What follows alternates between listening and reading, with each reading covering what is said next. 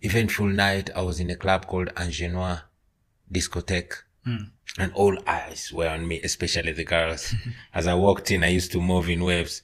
So I entered the club, but little did I know that my flossing and fun was annoying some other young man of my age, but was serving in security and in the military.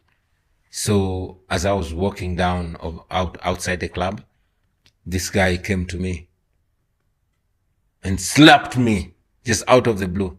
Of course, I turned around. Turning around, he pulled a gun and put it on my face and slapped me some more. Wow. He said, when I asked, what's your problem, man? He said, why are you showing off? Don't you know this country has owners? And you're not one of them. And slapped me some more. Of course, people gathered, including the security of the club, but they couldn't do nothing because they knew this guy was a high-ranking person in the military, coming from the right family and the right tribe, and he had the power to do all that he was doing. Sure. Now I put my gun down. I was defeated. And he slapped me some more.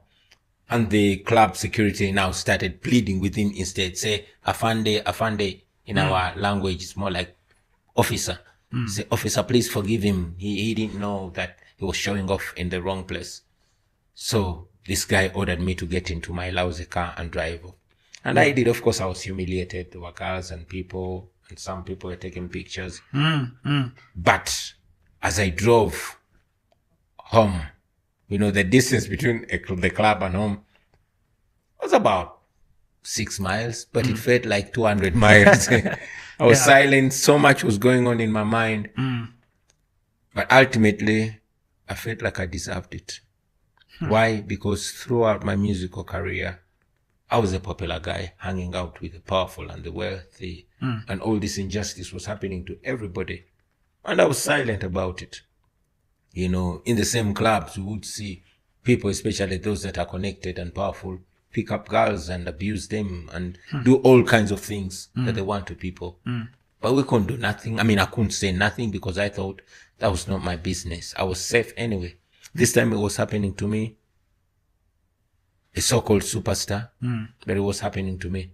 That night, I took a conscious decision that I will fight back, not just for myself, but for everybody that had and was still facing that. I felt that was my only way to fix what had wrong with my silence and complacency. And it changed my music. And that's when I started singing about social justice and confronting